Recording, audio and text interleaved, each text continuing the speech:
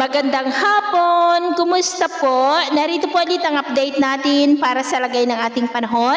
Ngayong hapon po ng June 9, 2024 na kung saan sa ngayon ay patuloy po na southwest monsoon o hanging habagat ang hangin pa rin na umiihip dito po sa ating bansa, lalo na po sa kanlurang bahagi. At sa ating long range forecast, wala pa naman pong bagyo na namamataan na tatawid dito po sa ating bansa hanggang sa susunod na 2 linggo.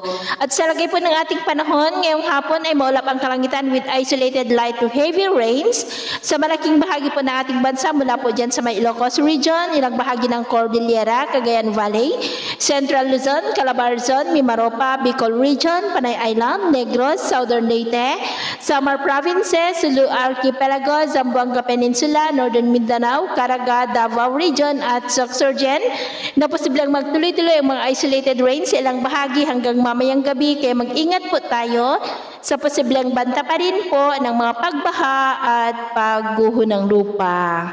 At sa atin naman pong mga baybayin, wala naman po tayong nakataas na namang gale warning signals. Pero iba yung pag-iingat lamang po kung papalaot tayo para mas makaiwas sa mga sakunang pangkaragatan. So, yun po ang latest update natin sa araw na ito. At ako pumuli si James na nagsasabing sa kahit na pagsubok po na darating sa ating buhay, huwag po tayong mawawalan ng pag-asa. Thank you and God bless!